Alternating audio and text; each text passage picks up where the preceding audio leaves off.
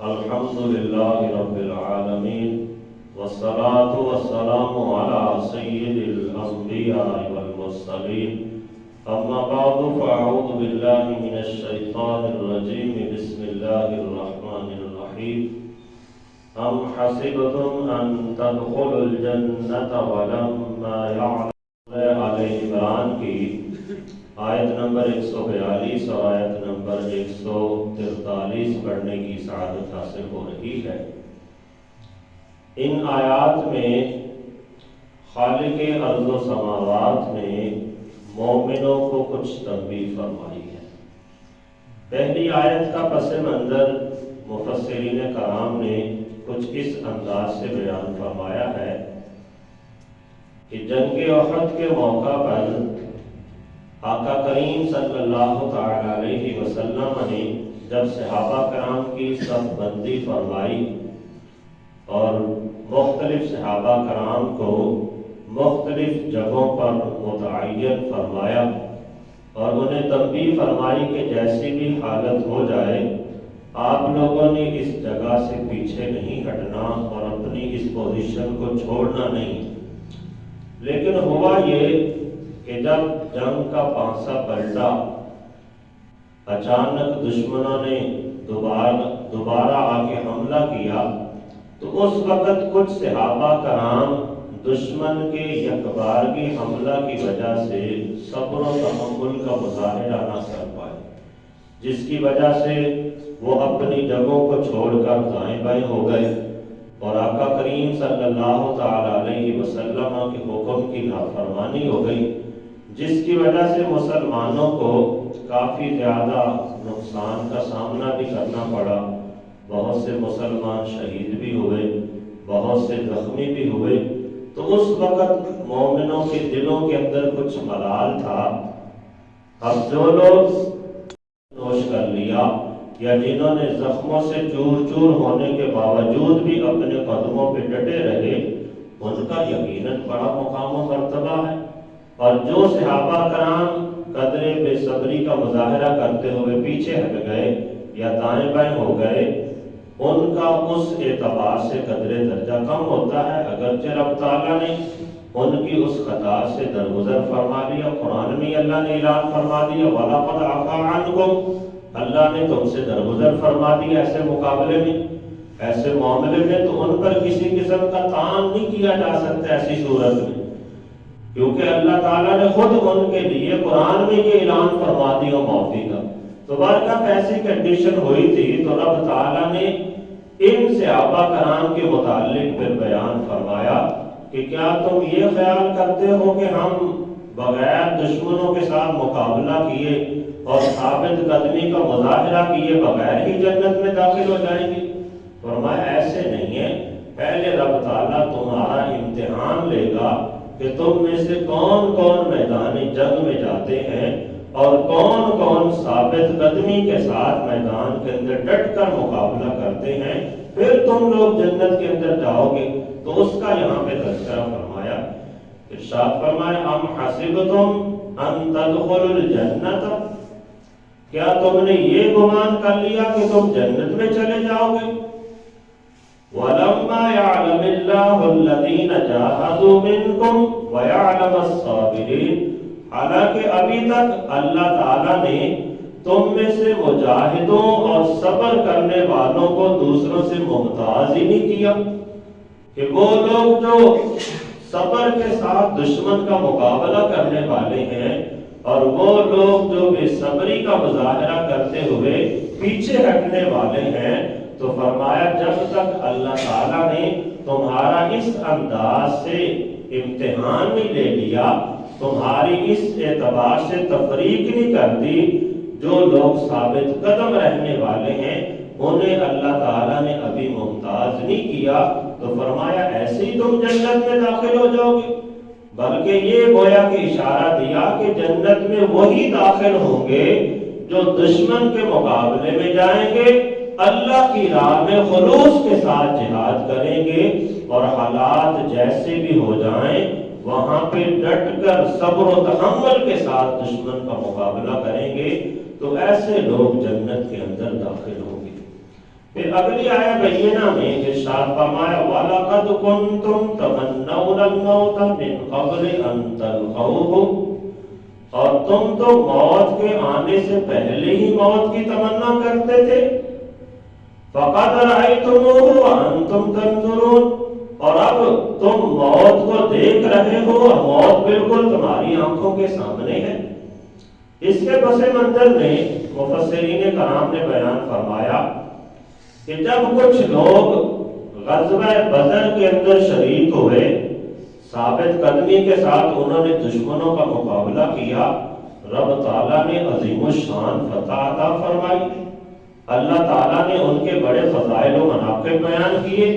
آقا کریم صلی اللہ تعالی علیہ وسلم جب بھی کوئی موقع آتا تھا ان صحابہ کی عظمت و شان کا اظہار کرتے تھے، ان کو داد شجاعت دیتے تھے۔ جو لوگ وہاں پہ شہید ہو گئے ان کی جنت کے اندر جانے کا تذکرہ کیا جاتا تھا، تو باقی لوگوں کے دلوں میں بڑا اشتیاق پیدا ہوتا کہ کاش ہم بھی اس وقت جنگ میں شریک ہوئے ہوتے، کاش ہمیں بھی داد شجاعت دی جاتی، کاش ہم میں سے کوئی شہید ہوا ہوتا، ہمارا تذکرہ لوگوں کے سامنے کیا جاتا۔ تو اس طرح لوگ یہ تمنا کرتے تھے کہ اے کاش کوئی دوبارہ ایسا موقع آئے کہ جس کے اندر ہم بھی جنگ کے اندر جائیں، ہم بھی ڈٹ کے دشمن کا مقابلہ کریں اور اللہ ہمیں بھی شہادت کی موت عطا فرمائے۔ اور پھر رب تعالیٰ نے اس کے بعد غزوہ احد کا موقع عطا فرمایا، اور اس کے پس منظر میں یہ بھی بیان فرمایا کہ وہی لوگ جن کے دلوں کے اندر یہ زیادہ چاہت تھی، جو زیادہ یہ خیال کرتے تھے کہ ہمیں دوبارہ جنگ کرنے کا موقع دیا جائے اور ہم میدان جہاد میں جائیں، میدان جنگ کے اندر جائیں، انہی لوگوں نے زیادہ اصرار کیا تھا حضور سے جب آقا کریم صلی اللہ علیہ وسلم نے غزوہ احد کے موقع پر صحابہ سے مشاورت کی کہ دشمن جنگ کرنے کے لیے آ رہا ہے تو ہم مدینہ کے اندر رہ کے مقابلہ کریں یا باہر نکل کے ان کا مقابلہ کریں۔ تو یہ جو کچھ صحابہ کرام نوجوان تھے انہوں نے مشورہ دیا اور بڑا اصرار کیا کہ ہم باہر جا کے مقابلہ کرتے ہیں، لیکن وہاں پہ جب گئے تو حالات کچھ تبدیل ہو گئے۔ پہلے تو فتح والی کیفیت بن رہی تھی، مسلمانوں کو سربلندی مل رہی تھی، پھر آقا کریم صلی اللہ تعالی علیہ وسلم کے حکم پر کما حق کو عمل نہ کرنے کی وجہ سے کچھ صحابہ کرام کی تھوڑی سی غلطی کی وجہ سے وہ جنگ کا پانسا پلٹ گیا، مسلمانوں کو نقصان ہونا شروع ہوا، جس کی وجہ سے ان کے قدم ڈگمگا گئے۔ تو اللہ تعالیٰ نے پھر ان کی اس کیفیت کو بیان فرمایا کہ پہلے تم خود یہ ارادہ کر رہے تھے، یہ خواہش کا اظہار کر رہے تھے کہ ہمیں میدان جنگ میں جانے کا موقع ملے، ہمیں اللہ تعالیٰ شہادت نصیب فرمائے، اور اب جب موت تمہاری آنکھوں کے سامنے آئی، دشمن کے ساتھ تمہارا مقابلہ ہوا، تو اب تم پیچھے ہٹتے چلے جا رہے ہو۔ تو اس کیفیت کو اللہ جل شانہ نے یہاں پہ بیان فرمایا وَلَقَدْ كُنْتُمْ تَمَنَّوْنَ الْمَوْتَ مِنْ قَبْلِ أَنْ تَلْقَوْهُ، اور تم تو موت کے آنے سے پہلے ہی موت کی تمنا کیا کرتے تھے، یعنی شہادت کی تمنا کیا کرتے تھے۔ فَقَدْ رَأَيْتُمُوهُ، سو اب تم موت کو دیکھ رہے ہو، اب تم نے موت کو دیکھ لیا، وَأَنْتُمْ تَنْظُرُونَ، اور موت تمہاری آنکھوں کے سامنے منڈلا رہی ہے کہ دشمن کے ساتھ تمہارا مقابلہ ہو رہا ہے، جنگ ہو رہی ہے، دشمن کی تلواریں تمہارے سروں کے اوپر کھڑی ہیں، تو اب تمہیں چاہیے کہ تم ڈٹ کے مقابلہ کرو۔ اب اگر پیچھے ہٹتے ہو تو یہ تو شرعاً درست نہیں ہوگا، اور شریعت مطہرہ میں جہاد کرنے کا حکم دیا گیا، اور بالخصوص جب بندہ میدان جنگ میں چلا جاتا ہے پھر اس سے پیچھے پلٹنے کی اجازت نہیں، یعنی ڈر کے موت کے ڈر سے بھاگنے کی اجازت نہیں ہے، بلکہ حکم یہ ہے کہ اب جب میدان جنگ کے اندر آ گیا ہے تو اب ڈٹ کے مقابلہ کریں، کیونکہ اگر وہ مقابلہ کرے گا تو دو ہی کنڈیشنیں بن سکتی ہیں نا، یا تو بندے کو رب تعالیٰ فتح عطا فرمائے گا یا پھر رب تعالیٰ شہادت نصیب فرمائے گا۔ اگر فتح عطا فرمائے گا تو بندہ غازی کہلائے گا، اور غازی ہونا یہ بھی بہت بڑا ایک مرتبہ ہے، بڑی عظمت و شان والی بات ہے، اور اگر اللہ تعالیٰ وہاں پہ شہادت نصیب فرما دے تو یہ اس سے بھی زیادہ بڑا مقام اور مرتبہ ہے۔ تو اس لیے مسلمانوں کو تنبیہ فرمائی کہ جب تم میدان جنگ میں چلے جاؤ تو اس وقت تمہیں پیچھے پلٹنے کی اجازت نہیں ہونی چاہیے، وہاں سے پیٹھ دکھا کر بھاگنے کی اجازت نہیں ہے۔ اور فی نفس ہی صحابہ کرام عام طور پہ شہادت کی تمنا کیا کرتے تھے، اور یہ شہادت کی تمنا ہر بندے مومن کو ہونی بھی چاہیے کہ رب تعالیٰ بندے کو شہادت کی موت نصیب فرمائے۔ ہمارے آقا کریم صلی اللہ تعالیٰ علیہ وسلم خود شہادت کی تمنا کیا کرتے تھے۔ بخاری شریف کے اندر اس کے بارے میں حدیث مبارکہ موجود ہے، دیگر احادیث کی کتب میں موجود ہے کہ نبی علیہ السلام اللہ کی بارگاہ میں یہ تمنا کیا کرتے تھے اور قسم اٹھا کے کہا کرتے تھے کہ اس ذات کی قسم جس کے قبضہ قدرت میں محمد کی جان ہے، میں تو اس بات کو پسند کرتا ہوں کہ میں اللہ کے رستے میں شہید کر دیا جاؤں، پھر مجھے زندہ کیا جائے، پھر شہید کر دیا جاؤں، پھر مجھے زندہ کیا جائے، پھر اللہ کے راستے میں شہید کیا جاؤں، پھر مجھے زندہ کیا جائے۔ اس طرح حضور نے 3 سے 4 مرتبہ ارشاد فرمایا۔ مطلب یہ کہ آقا کریم صلی اللہ تعالیٰ علیہ وسلم کی بھی تمنا تھی کہ رب تعالیٰ مجھے شہادت کی موت عطا فرمائے۔ تو اس کے بارے میں فقہاء نے، مفسرین کرام نے بیان فرمایا کہ حضور کی تمنا بھی تھی کہ اللہ مجھے شہادت کی موت عطا فرمائے، لیکن رب تعالیٰ نے حضور سے یہ وعدہ بھی فرما رکھا تھا واللہ یعصمک من الناس، اے پیارے حبیب ہم آپ کو لوگوں سے محفوظ رکھیں گے، لوگوں سے آپ کی حفاظت کریں گے۔ تو اب اللہ تعالیٰ نے اس حفاظت کی ذمہ داری کو نبھاتے ہوئے نبی علیہ السلام کو کسی کے ہاتھوں شہید نہیں کروایا، کیونکہ اگر حضور میدان جنگ کے اندر شہید ہو جاتے تو پھر تو رب تعالیٰ کے اس فرمان پہ حرف آتا تھا کہ اللہ نے حفاظت کی ذمہ داری دی تھی لیکن حفاظت نہ ہو سکی۔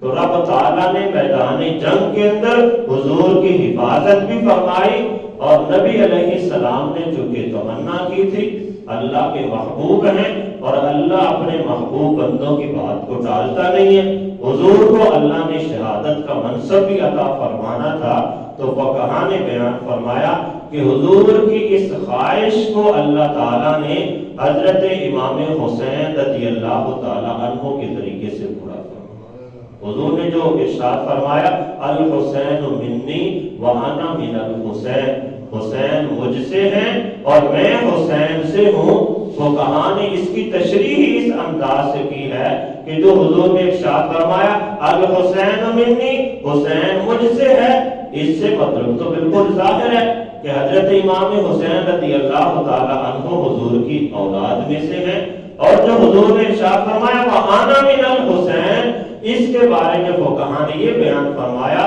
کہ حضور حسین میں سے ہیں، اس سے مراد یہ کہ حضور کی شہادت کا اظہار حضرت امام حسین رضی اللہ تعالی عنہ سے ہوا۔ تو واقعہ میں بات کر رہا تھا کہ شہادت کی تمنا کرنا یہ کوئی بری چیز نہیں ہے، بلکہ آقا کریم صلی اللہ تعالی علیہ وسلم نے بھی شہادت کی تمنا کی، اور حضور کے صحابہ بھی شہادت کی تمنا کیا کرتے تھے۔ صحیح بخاری شریف کے اندر ایک حدیث مبارکہ ہے، حضرت سیدنا عبداللہ بن عمر رضی اللہ تعالی عنہ سے مروی ہے، آپ بیان فرماتے ہیں کہ حضرت عمر رضی اللہ تعالی عنہ آپ بھی اللہ کی بارگاہ میں یہ دعا کیا کرتے تھے کہ اے باری تعالیٰ مجھے شہادت عطا فرما اور اپنے رسول کے شہر کے اندر مجھے موت نصیب فرما۔ اور اللہ تعالیٰ نے آپ کی دونوں دعائیں قبول فرمائی کہ آپ کو اللہ نے شہادت کا درجہ بھی عطا فرمایا، اور واقعتاً حضور کے شہر کے اندر اللہ نے آپ کو موت بھی عطا فرمائی۔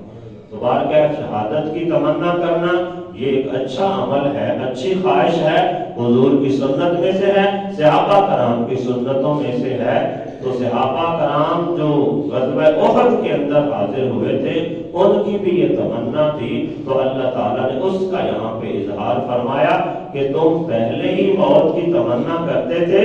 شہادت کی تمنا کرتے تھے، لیکن جب شہادت پانے کا موقع آیا تو اس وقت تم میں سے کچھ لوگ پیچھے ہٹ گئے۔ تو اللہ تعالیٰ کی بارگاہ میں دعا ہے کہ اللہ تعالیٰ ہم سب کو قرآن و سنت کے احکامات کو سمجھ کر اس کے مطابق عمل کرنے کی توفیق عطا فرمائے۔ رب تعالیٰ ہم سب کے دلوں کے اندر بھی شہادت کی تمنا پیدا فرمائے، اور کہیں اگر جہاد کا موقع آتا ہے تو رب تعالیٰ ہم سب کو ڈٹ کے جہاد کرنے کی توفیق عطا فرمائے۔